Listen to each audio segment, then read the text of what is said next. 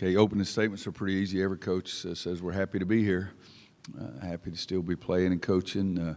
Memphis, one of my favorite places, and we've already practiced today. We'll go out there on the court and do some shooting, but had a decent practice, and we're excited about playing. And a guy last night said, man, what a great regional. I said, North Carolina, UCLA, and Kentucky, and he paused, and I said, and Butler. You know, we're 0-2 against those guys, so they're pretty doggone good too, but we're happy to be here. Over here on the right, Coach. Hey, Coach Jarvis Greer, WMC Memphis. Welcome back to town. Thank you. You said this is one of your favorite places. What makes this one of your favorite places? And I think the last time you were here, you took off and won the national championship. Well, that's one of the reasons, yes. Not that I'm superstitious at all, but no, I came here probably in the mid to late 70s, recruiting several times. I stumbled into Rendezvous, and I found the best ribs I'd found anywhere in the country, so I love the Rendezvous. We've recruited kids here. They love the golf courses, love the people, love the music. 2009, we had a nice run. It got us to a Final Four, so I just like the town a great deal and the way I'm always treated. The people are so nice. So, but yes, the regional tournament in 2009 was a very big part of that. Coach, Devin Walker from NCAA.com. This is your 17th trip to the Sweet 16 or further. Do these things ever get old for you? No. You know, it's I'm greedy. I'd like to go all the time. It doesn't happen that way. But you got a new group of kids. Their enthusiasm is sort of infectious, and they seem to act like and say that I've got a great deal of enthusiasm for doing it. But I don't think it ever gets old. And the fact that you do it nowadays in college basketball, your roster changes over pretty frequently, and we just have a lot of guys back from last year's team, but lost Joel, James, Marcus, and Bryce. But these kids are very enthusiastic and very hungry to try to continue playing. Front left over here. Nancy Armour with USA Today. Roy, you mentioned the strength of this regional. Can you remember one that's had, not just the strength of these teams, but the history? You've got the three teams that have the most NCAA titles, I believe. You know, the glamour names are there, yes. I think that's probably a little different. I've been in regionals before, I think, where we'd have 1, 2, 3, and 4. I've been in the Final Fours where we had 3 1s, so I've seen that. But as you say there, with the names that are here with North Carolina, Kentucky, UCLA, the number of championships, the number of wins, it does make it a little unusual. But I happen to think right now Butler's better than any of them. That's the team we're getting ready to play. But it's pretty impressive. Back middle, Coach. Yeah. Zach Brazil, New York Post. You got you on the back row now. Kicked you off the front row. That's right. Yeah. You mentioned Kentucky and UCLA. I know you're obviously focused on your game, but there's a lot of hype about that game. Is there any part of you that's kind of looking forward to watching those teams play? You know, it's the kind of thing you would probably expect the answer that I'm going to give you, but it's really true. I haven't spent 1 second on any tape of UCLA or 1 second on any tape of Kentucky. I think I'd be a bad guy and a stupid guy if I did that kind of thing. Butler, as I said, they've played us twice in the last 5 years and beaten us both times, so they've got my attention, to say the least. Now, if you're talking about just watching a game as a fan, darn right, I'd like to watch that game, but I'd like to watch it a heck of a lot more if I've got a really big interest in who would be playing. There's no question. Up here in the front with Myron, Coach. Myron Metcalf, ESPN. The ACC looked like the strongest conference throughout the regular season. Your team's the last team standing. What's the proper way to assess the ACC this season with the results in the early rounds? You know, I don't think you can compare. You know, last year, this time, I think, I read it somewhere. I guess you guys should tell me I can believe everything I read in print, but I think last year we were 16-1 coming into this weekend, and now we're 7-8. I firmly believe that last year we were a really big-time conference, but we didn't show it during the regular season, and we did show it during the tournament. 4 teams in the Elite 8, 2 in the Final Four. This year, I was convinced we were by far the best league, but we haven't shown it in the tournament. I don't know if either one of them are the only way to gauge, but it's a very, very strenuous schedule. It's exhausting trying to play in the ACC with 15s.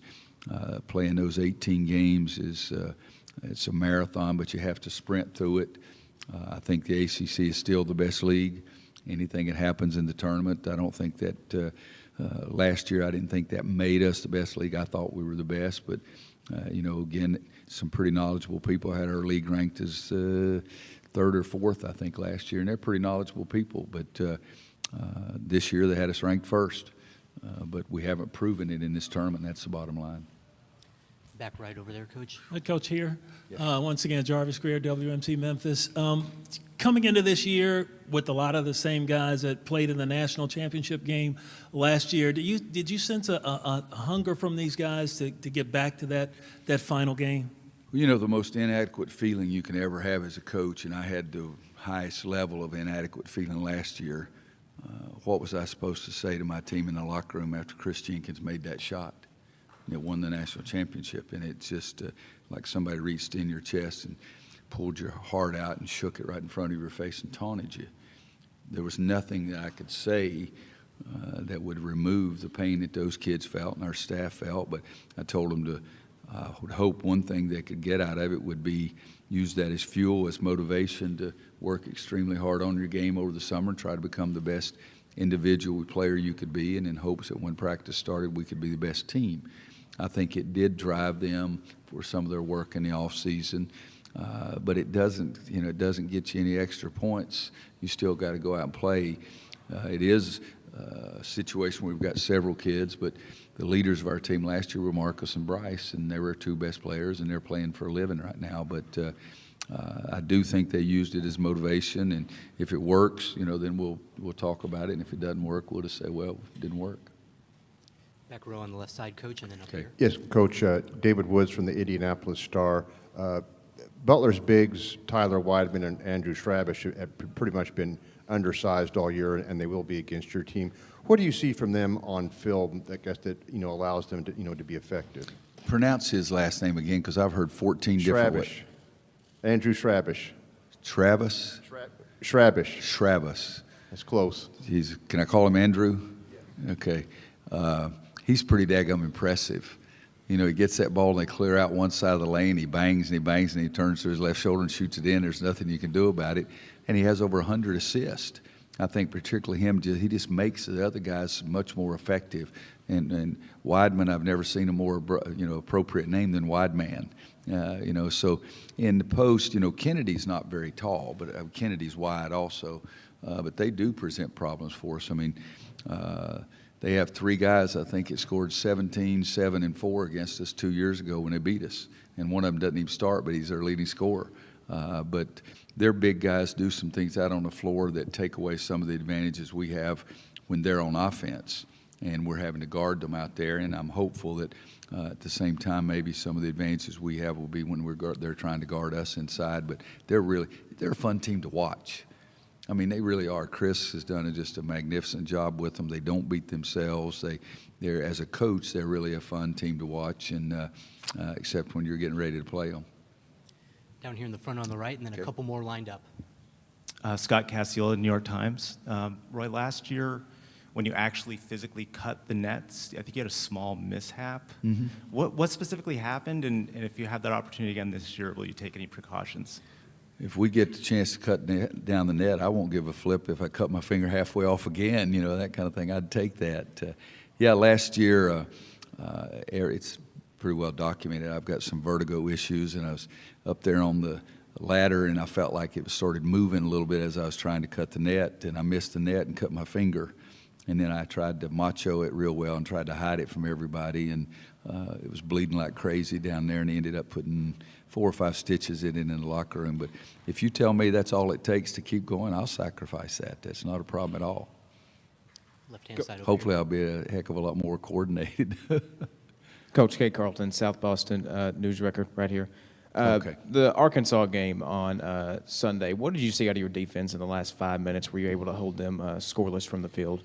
Well, we were more active. We were more focused. We used our brain and our heart both. We were more attuned to what they were trying to do. And in addition to that, yes, I do believe that the stress or pressure or whatever bothered them a little bit. They had the lead, and they're trying to milk the clock, and then all of a sudden the shot they get at the end is probably not the shot that Mike wanted them to get. But, we were really good for 4 minutes. Well, we were really good for the first 16 minutes. And then we were terrible for the last 4 minutes of the first half and the first 17 minutes of the second half. But give them credit. People at our school and all the schools that have the kind of success, they always think it's just about you, but the other team has some involvement in there too. And I just think Arkansas really made us look bad for a long time. But those last 4 minutes, I think we got 6 straight stops, and they missed a couple of free throws too, and that really helped us, to say the least. But we were more active too. Staying on the left in the back row over there. Zach Pizzo, New York Post. Joel said he practiced earlier today. How does he look to you? How does the ankle look? Better. Coming back Monday was off. My day, when you get in a tournament, you don't even remember what day it is. I think we came back, Monday was off. Tuesday we did quite a bit of running and shooting, and then Wednesday we had practice, and we've already practiced today. I do think he looks better. He's still not Joel yet, and some way, somehow, between now and game time tomorrow, he's got to get to be Joel Berry that we've seen all year, and it's played great for us. Anything else for Coach Williams today? I tell you, over here is 2 old-timers, Paul and Stu.